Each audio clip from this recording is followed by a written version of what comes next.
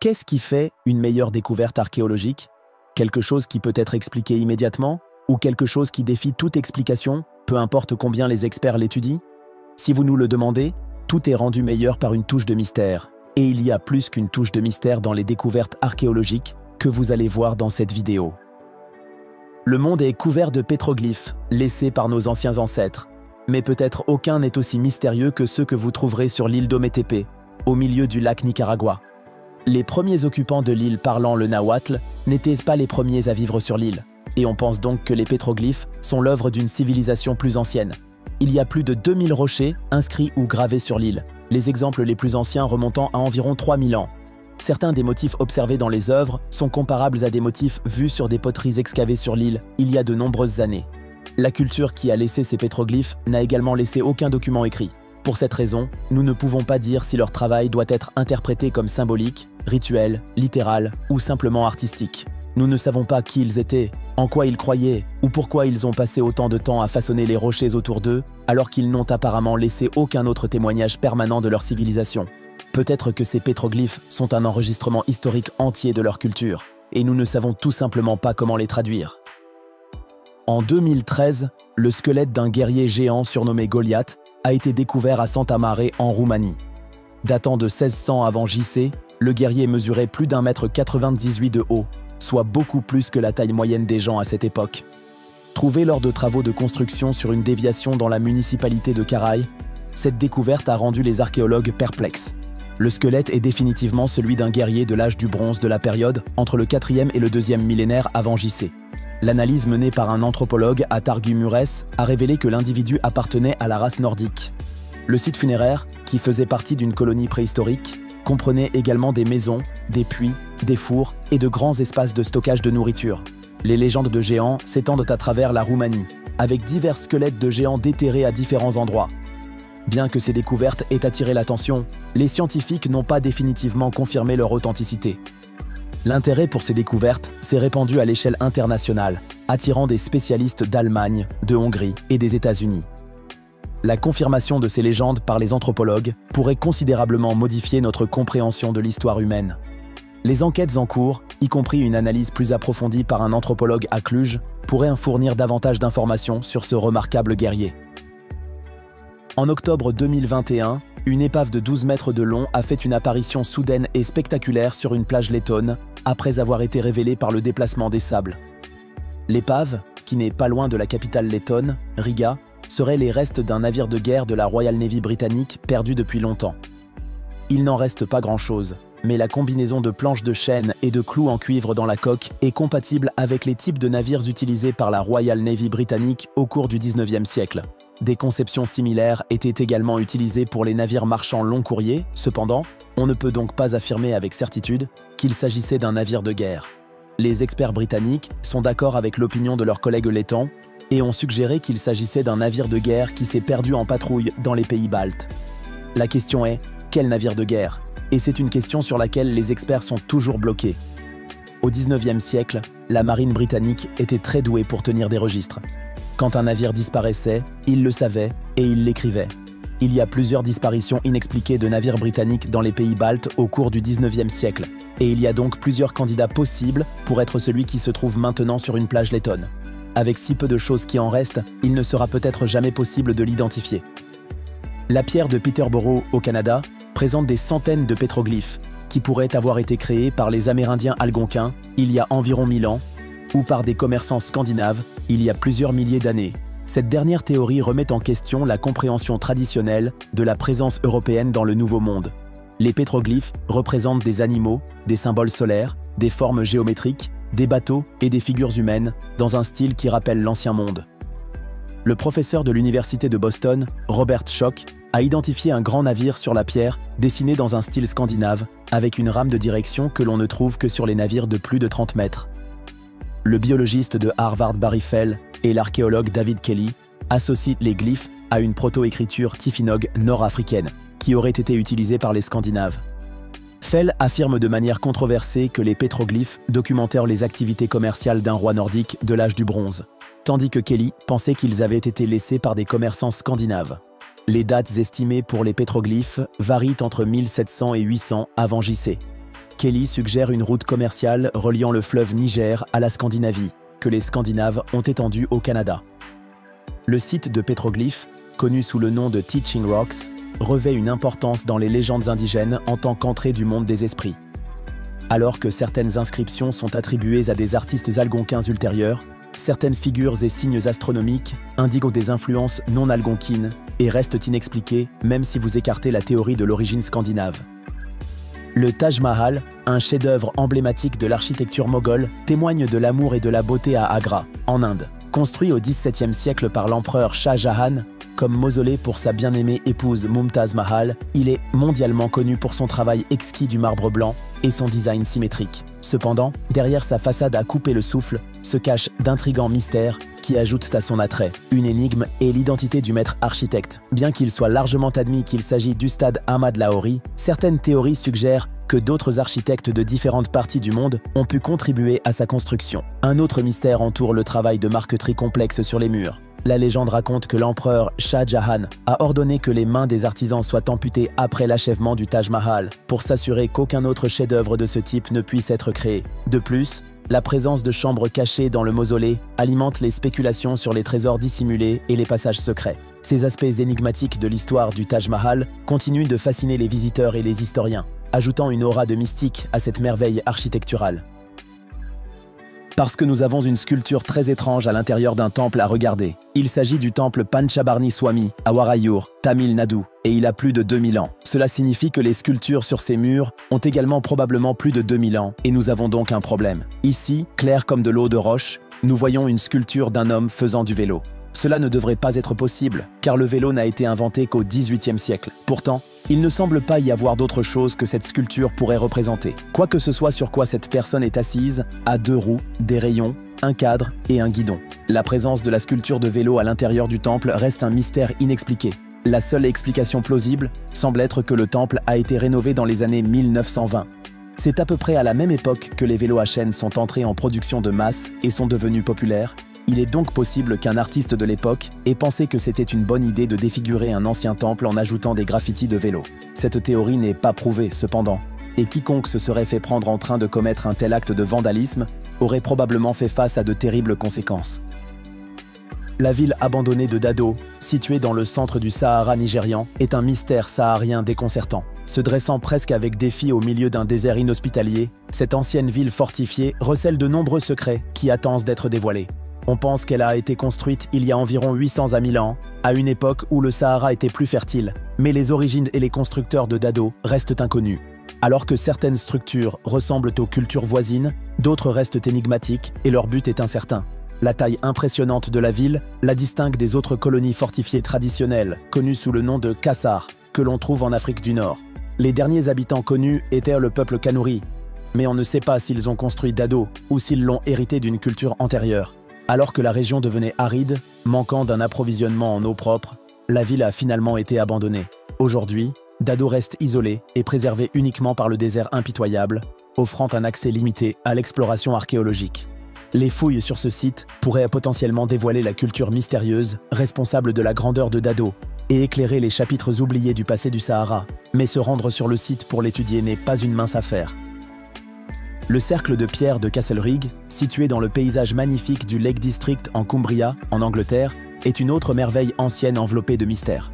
On pense qu'il a été construit vers 3000 avant JC pendant la période néolithique.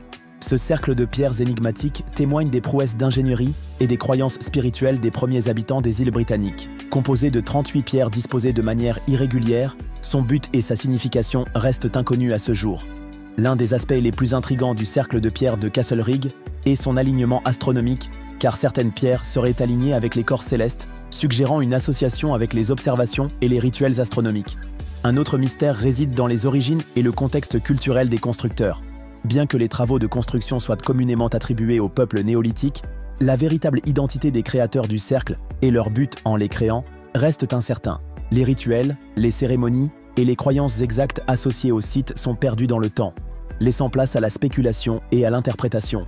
L'étrangeté et l'histoire mystérieuse du cercle de pierre de Castlereagh continuent d'attirer les visiteurs sur le site, les attirant dans le monde antique qui persiste dans ces pierres silencieuses.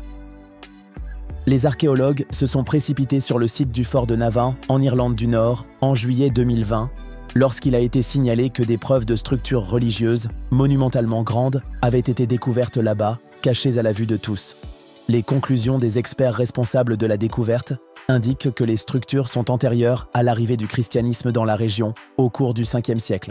La plupart des structures ne peuvent pas être vues à l'œil nu, mais leur présence a été révélée par la technologie moderne, avec des levées de résistance électrique et de gradiométrie magnétique, permettant aux scientifiques de voir la zone d'une nouvelle manière.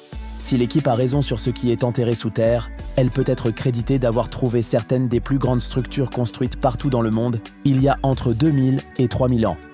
Il semble que toute la colline accueillait autrefois un énorme enclos en forme de 8, avec 2 bâtiments plus petits en forme de 8 à l'intérieur.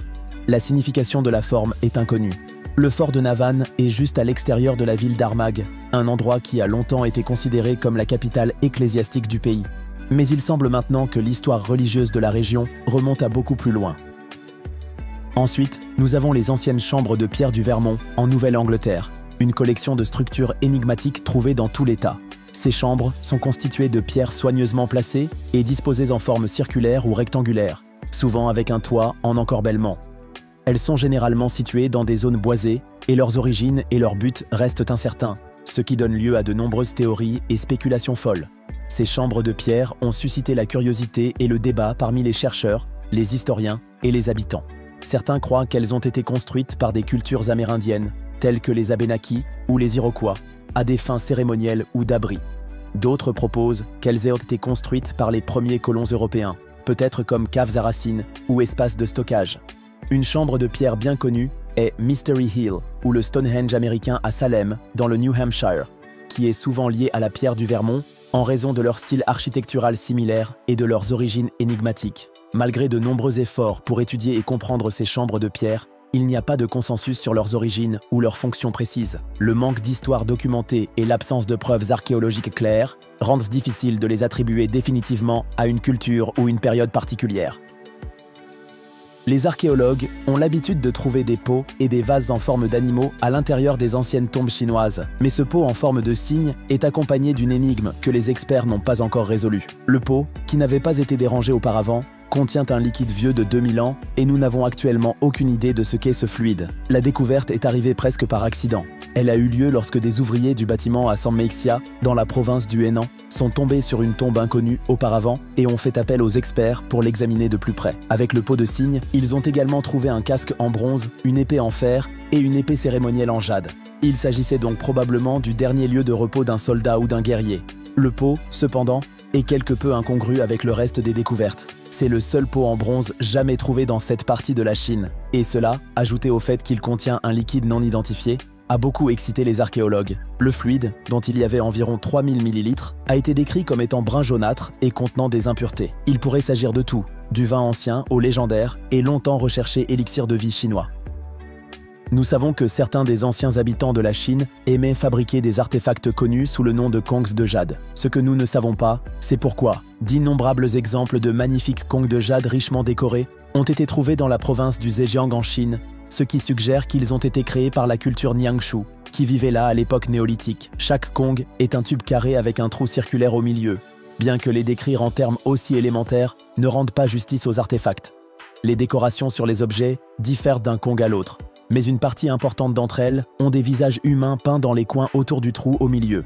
On a émis l'hypothèse que les visages représentent des esprits. La base de cette idée est qu'à de très rares exceptions près, les kongs de jade ne sont jamais trouvés que dans les tombes. Ils ont probablement une signification quelconque, mais nous ne pouvons même pas deviner quelle était cette signification. Nous ne pouvons pas non plus deviner pourquoi les kongs semblent être passés de mode presque du jour au lendemain. Ils étaient omniprésents jusqu'à il y a environ 2000 ans, après quoi il ne semble pas qu'il en ait jamais été fabriqué d'autres. Ensuite, nous explorons le Codex Tovar, l'un des manuscrits mésoaméricains les mieux conservés encore existants. Il a été écrit par le dévot jésuite Juan de Tovar au XVIe siècle, puis illustré par des peintres aztèques. Malgré son style caricatural, c'est un document très sérieux et extrêmement important. Son nom complet est Historia de la Venida de los Unidos a Poblar a Mexico de las partes remota de Occidente, ce qui se traduit par l'histoire de l'arrivée des Indiens pour peupler le Mexique depuis les régions éloignées de l'Ouest. Ce n'est pas un nom qui se prononce facilement, mais c'est une description précise du contenu du codex. Il existe de fortes similitudes entre le Codex Tovar et le Codex Ramirez, bien que les deux textes ne soient pas complètement identiques. On pense que de Tovar a tiré une grande partie de son travail d'une œuvre antérieure de Diego Durán, connue sous le nom de Chronica X, mais ce texte antérieur a depuis longtemps été perdu ou détruit, il est donc impossible de vérifier la théorie. Les circonstances dans lesquelles le codex a été écrit signifient qu'il s'agit probablement d'un récit biaisé de l'histoire, mais néanmoins très complet. En 1978, une équipe combinée d'archéologues afghans et soviétiques a ouvert un tumulus funéraire à Sheberghan, en Afghanistan. Le tumulus est connu sous le nom de Tilla Tepe, ce qui se traduit en français par monticule d'or. C'est un bon résumé de ce que les archéologues ont trouvé à l'intérieur du tumulus. La tombe incroyablement riche contenait plus de 20 000 artefacts, la plupart en or, mais certains faits d'autres matériaux précieux, comme l'argent et l'ivoire. Parmi tous les trésors se trouvaient les restes de 5 femmes et d'un homme, dont les identités ne seront probablement jamais connues. Collectivement, le trésor de Tilla Tepe est maintenant connu sous le nom d'or de Bactriane. Les points forts de la collection comprennent des colliers en or, des médaillons, des ceintures incrustées de pierres précieuses et une couronne magnifique qui provenait de la sépulture de l'une des femmes. Nous pouvons sans risque supposer qu'elle était une reine. L'ensemble du trésor a disparu pendant la guerre d'Afghanistan du début du XXIe siècle, mais a été récupéré en 2003. Il se trouve maintenant dans un endroit sûr, en attendant l'ouverture d'un nouveau musée spécialement construit à Kaboul, où il sera l'attraction principale. Nous n'avons pas encore fini avec les textes anciens. Ensuite, nous avons le Code de Gortyn, parfois appelé le Grand Code. C'est un code de loi qui a formé la base du droit civil dans l'ancienne cité-État grecque de Gortyn, dans ce qui est aujourd'hui la Crète. Tout ce que nous savons du code, ce sont les passages survivants inscrits sur les murs de ce qui était autrefois l'ancienne ville de Zagora. Même dans son état diminué, c'est la plus longue inscription grecque ancienne existante, à l'exception du Diogène d'Oenoanda. Basée sur le style de l'inscription, les experts pensent qu'elle a été gravée par une seule personne travaillant seule. Elle a environ 2500 ans.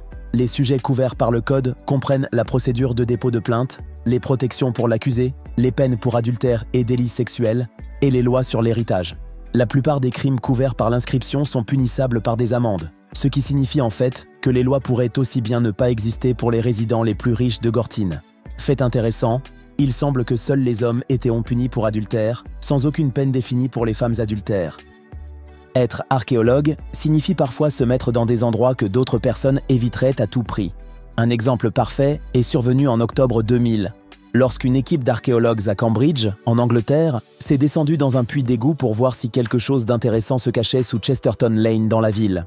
C'était un travail salissant, mais ils ont eu leur récompense sous la forme du trésor de pièces de Chesterton Lane.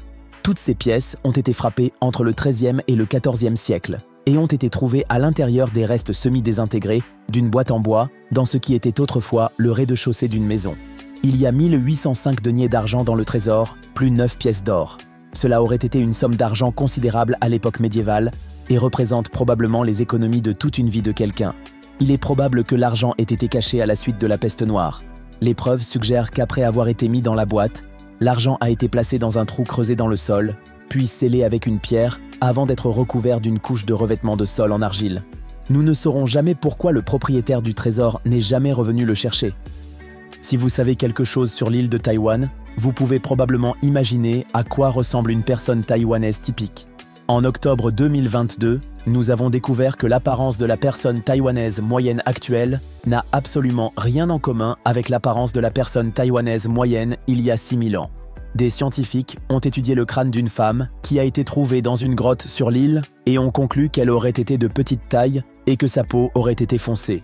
Son ADN ressemble à celui d'anciens échantillons collectés en Afrique, et ses caractéristiques crâniennes ont des aspects en commun avec celles des négritos d'Afrique du Sud et des Philippines. C'est la première preuve physique solide que les légendes populaires des tribus indigènes de Taïwan pourraient être vraies. Les légendes ont toujours parlé de personnes petites et sombres qui vivaient dans les montagnes et qui étaient là des milliers d'années avant l'arrivée des tribus elles-mêmes. La plus ancienne des tribus a une histoire qui remonte à 4800 ans. Donc, quelle que soit cette femme, elle appartenait à une race qui précède les tribus d'au moins 1200 ans. Maintenant que nous avons apparemment prouvé que ces gens étaient ici, la prochaine question à laquelle répondre est où ils sont allés. Dholavira en Inde est parfois appelée la colonie, avec le plus ancien panneau indicateur du monde. Elle a été colonisée par la civilisation harapéenne et abrite également ce qui pourrait être le premier système de stockage au monde. Chaque fois que la saison de la mousson arrive, l'eau se déverse dans 2 canaux qui l'emmènent à Mansart au nord et à Mannar au sud. Le panneau indicateur auquel nous faisons référence se compose de 10 symboles inscrits laissés par la civilisation de la vallée de l'Indus il y a environ 5000 ans. Les symboles n'ont jamais été déchiffrés, mais les archéologues sont raisonnablement sûrs que la planche de pierre était autrefois accrochée à une planche de bois devant la porte d'un bâtiment. Outre ces points d'intérêt, les historiens admirent Dholavira pour ses rues et son aménagement urbain incroyablement bien organisé, avec des zones clairement identifiables pour l'administration, l'activité industrielle et les habitations privées entourant une citadelle centrale fortifiée.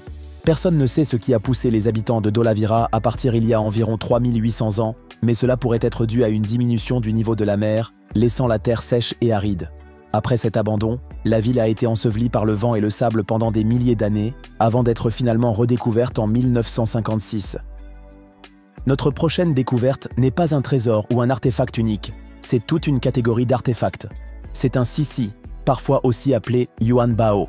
Un sissi est généralement un lingot d'or, bien que les lingots d'argent soient parfois aussi appelés sissi. C'est ainsi que les lingots d'or ont été créés en Chine impériale, depuis le début de la dynastie Shen, il y a 2200 ans, jusqu'à la fin de la dynastie Qing, au début du XXe siècle. Plutôt que d'être fabriqués par la banque centrale du pays, qui n'existait pas à cette époque, les sissis étaient traditionnellement fabriqués par des orfèvres ou des argentiers, puis utilisés sur leurs marchés locaux. En conséquence, la taille, la forme et les détails supplémentaires de chaque sissi pouvaient varier considérablement d'un endroit à l'autre. La plupart des sissis anciens survivants sont en forme de bateau, mais il en existe aussi en forme de fleurs, de pins, de carrés, d'ovales, et même des formes plus élaborées comme des tortues. Déterminer la valeur de chaque sissi était le travail d'un cambiste professionnel, connu sous le nom de shroff, qui évaluait la pureté et le poids de l'or ou de l'argent et attribuait une valeur en conséquence. Si vous pensez qu'un tel système serait grand ouvert aux préjugés et à la fraude, vous auriez absolument raison. Le pays que nous connaissons aujourd'hui sous le nom d'Irlande est peuplé de manière continue par des êtres humains depuis plusieurs milliers d'années et est couvert de monuments anciens. Les tombes rupestres sont monnaie courante sur les îles d'Émeraude, et parmi ces tombes rupestres, la tombe à couloir de l'Abacaille dans le comté de Glanworth, Cork, est probablement la plus significative. C'est la plus grande tombe à couloir du pays et aussi parmi les plus anciennes, avec un âge approximatif de 4300 ans. Le nom l'Abacaille se traduit par l'île de la Vieille, ce qui est une description de la forme inhabituelle de la tombe.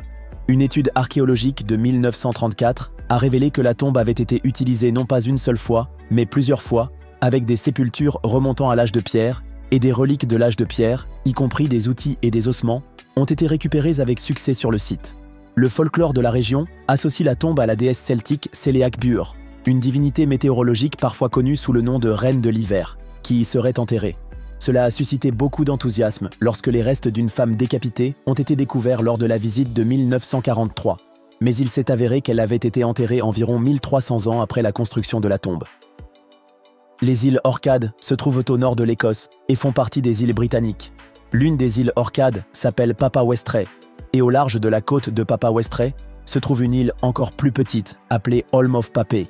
C'est là que les habitants préhistoriques d'une colonie connue sous le nom de Nap of Oar ont enterré leurs morts, il y a 5000 ans. Il y a en fait 3 différents cairns funéraires anciens sur le Holm of Papay, tous de type macho. Les tombes ont été ouvertes et explorées pour la première fois au XIXe siècle, mais ont ensuite été largement oubliées jusqu'en 2009, lorsqu'une minuscule figurine en pierre a été trouvée par des archéologues d'Historic Scotland. Les caractéristiques de la figurine sont distinctives et uniques, y compris de grands sourcils broussailleux et de minuscules yeux en point. Les caractéristiques de la figurine sont similaires à celles observées sur les gravures à l'intérieur de l'entrée de la plus grande des tombes de l'île. Les images de personnes de cette époque sont rares sur le continent britannique, mais les attitudes envers les représentations artistiques de la forme humaine semblent avoir été différentes sur ces minuscules îles éloignées. L'île est aujourd'hui inhabitée par les humains, mais les phoques qui y vivent sont connus pour être amicaux envers les visiteurs.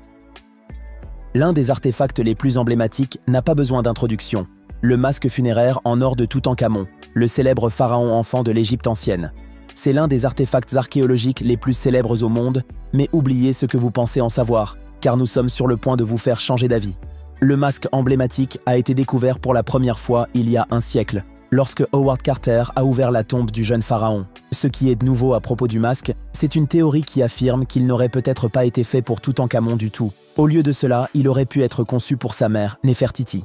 La théorie vient de l'égyptologue britannique Nicholas Reeves, qui a étudié l'objet vieux de 3300 ans et l'époque dont il est issu pendant une grande partie de sa carrière professionnelle.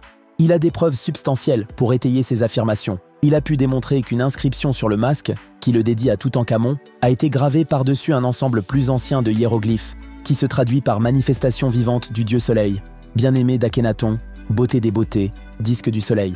La description élogieuse a été trouvée sur de nombreux autres artefacts associés à Néfertiti, mais jamais auparavant sur quoi que ce soit appartenant à Toutankhamon. Le galion espagnol Nuestra Señora de Atocha était censé être un navire de commerce fiable au XVIIe siècle, mais il s'est avéré tout le contraire. Il a eu besoin de 2 séries de réparations avant de pouvoir quitter Cuba pour son tout premier voyage en 1620, et il n'a pas survécu très longtemps. Il a atteint son Espagne natale et est parti pour un voyage de retour vers la Colombie et inversement. Il est arrivé en Colombie, mais n'a jamais terminé le trajet de retour. Ayant pris la décision mal avisée de naviguer le long de la côte de la Floride pendant la saison des ouragans en 1622, il a été frappé par une rafale et a coulé, emportant ses trésors avec lui. Ce n'est qu'en 1985 qu'il a été retrouvé par Mel Fisher et tous ses trésors étaient encore à bord. Maintenant, certains de ces trésors ont été mis aux enchères, y compris la magnifique émeraude d'Atocha, que la prestigieuse maison de vente Sotheby's estime avoir une valeur d'environ $250 000 à elle seule. Ce n'est qu'un des dizaines d'objets précieux qui sont sortis de l'eau, y compris une belle bague en or et émeraude avec une pierre taillée en rectangle qui a été trouvée en 2011 et une seule pièce d'or valant $100 000. Abonnez-vous maintenant et activez la cloche pour ne rien manquer.